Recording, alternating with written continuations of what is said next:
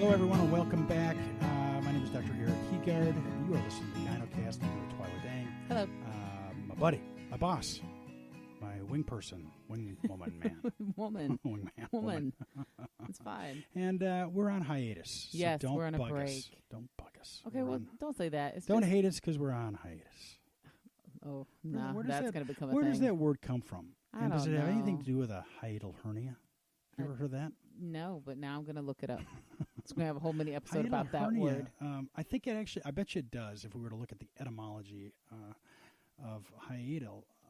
Because a hiatal hernia is when you get this kind of weakening in the diaphragm, the muscular diaphragm between the chest and the abdomen. Your stomach kind of and esophagus kind of bulge up there, gives you heartburn. And so, but I think that there's kind of a break. I bet you if we were to look at it, a hiatus is kind of a break, right? You're taking a break, you're taking a hiatus. Gap or pause in sequence, yes. What did you just say?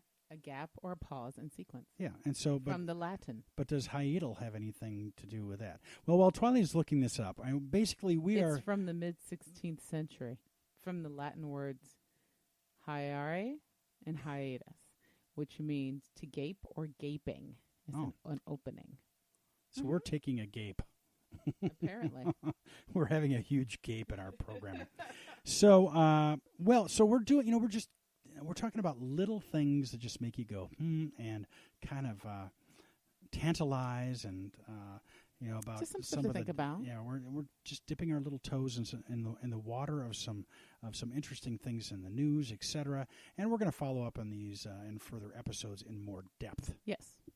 But this is interesting because this is something that's a topic that's going to really appeal and apply to a lot of people. But a study came out in the Journal of the North American Menopause Society from the Mayo Clinic, and people are not going to like this. That menopause symptoms are not just in midlife and appear to last longer in some people than you want.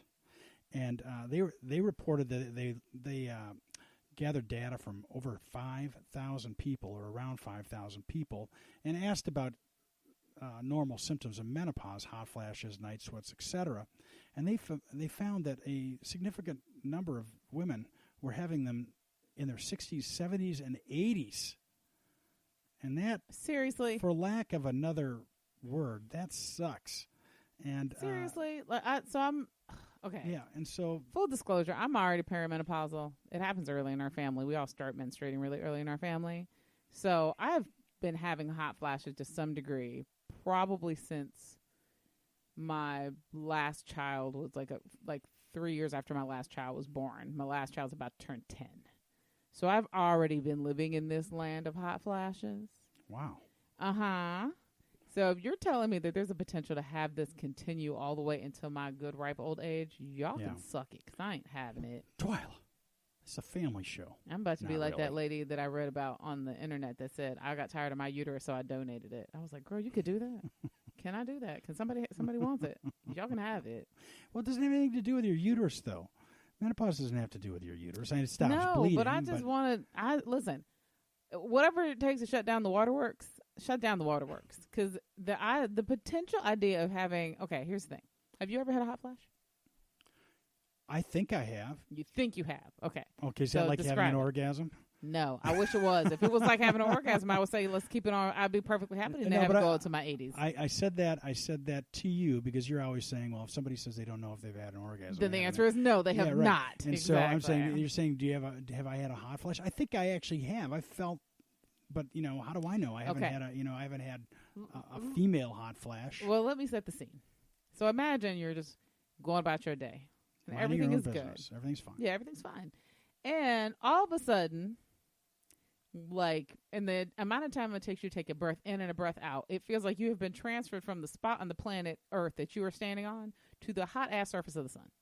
And you are just standing in the middle of all the molten heat and everything else that goes along with being on the surface of the sun. Except you aren't given the benefit of just sort of, being incinerated to death in the snap second. You are now left to feel the full impact of standing on the surface of the sun. And it feels like all your pores open up and let out all the moisture in your body at the same time. So not only are you having this overwhelming feeling of a hot flush from head to toe, like the hot flush you get when you have the flu, but you feel cold, but you're sweating. Yeah. That is what an initial hot flash feels like. And then it passes after like a couple minutes, if you're lucky. Because sometimes it feels like you can have them up to like 10 minutes or something. Yeah. Where it just feels like you can't fan yourself hard enough.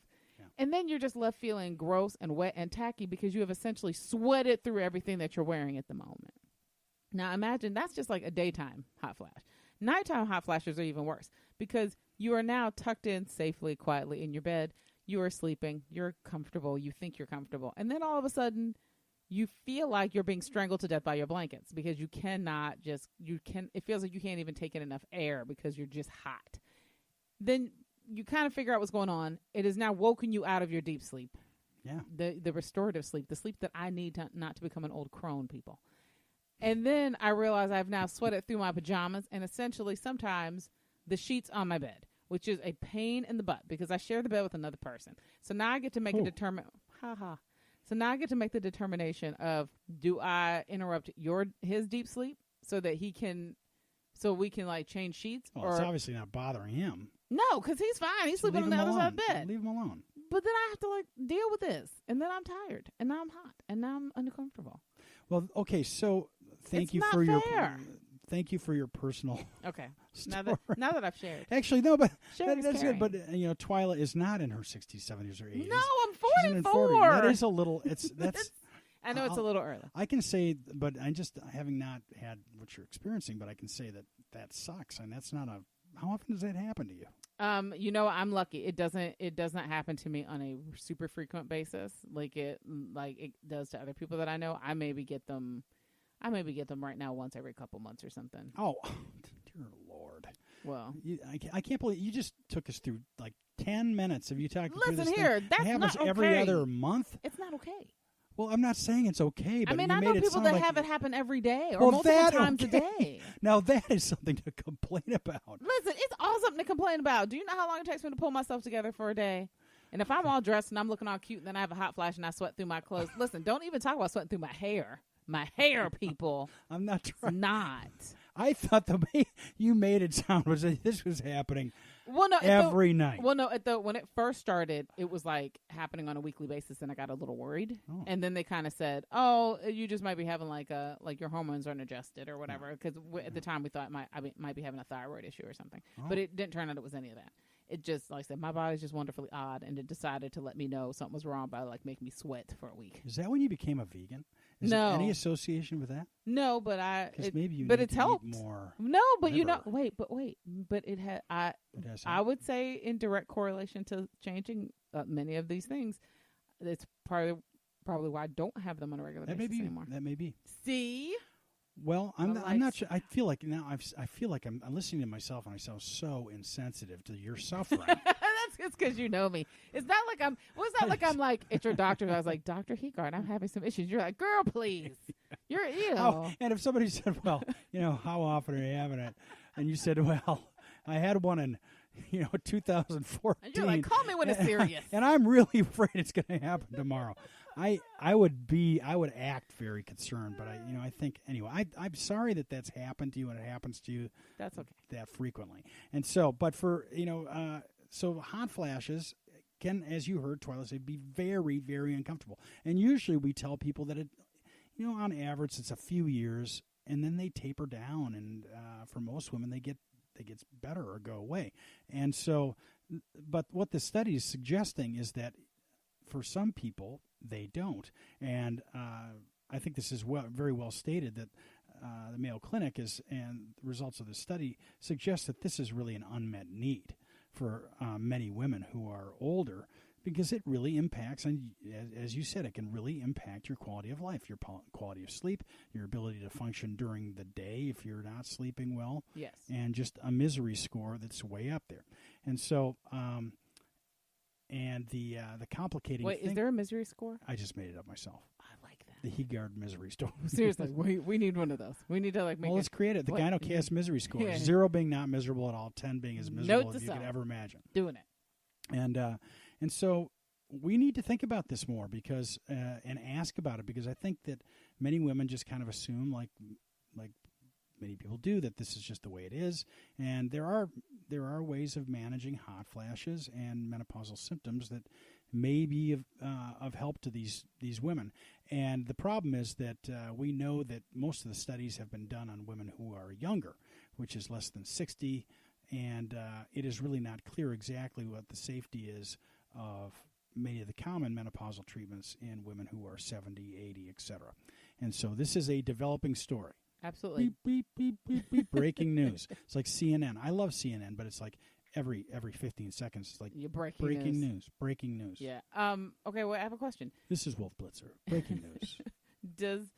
Are hot flashes solely associated with like menopause, or do you tend to get hot flashes as a symptom of other things? Well, I think you can get it from I haven't really thought about it in that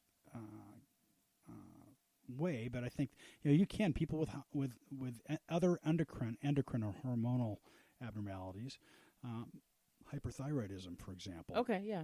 Adrenal abnormalities, anything that messes with the hormones in your body can give you hot flashes, or symptoms suggestive of that. And so those, and if you have a fever, if you have an infection, a systemic bacterial infection of your blood, you can get hot, febrile, and it can come and go. Okay.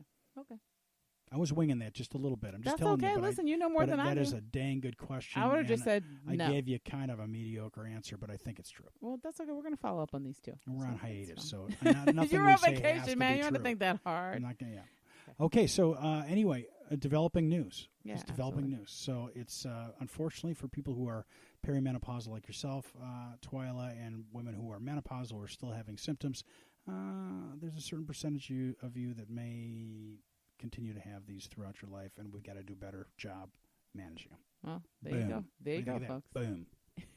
Indeed. I'm just laying this down right now. Boom. Well, I appreciate it. Okay. Now, in the meantime, we want to hear from you. So go check out the website. Go to matriarchdm.com and check out the GynoCast. You can listen to previous episodes. You can even email the show at hello@matriarchdm.com. We also have a Facebook group. So go to Facebook, and in that little fun search bar, type in the GynoCast. If you do that, you can request to be a member. We will vet you and let you into our group. We discuss these issues. We pose questions. We provide support. But we always do it in a respectful environment, and we want to make sure that we maintain that group that way. That is why it's a closed group. But we would love to have you come and join us there. In the meantime, we're working on new episodes. We will be back with you very, very soon. And as always, we appreciate all of your support. So thank you. We will talk to you soon.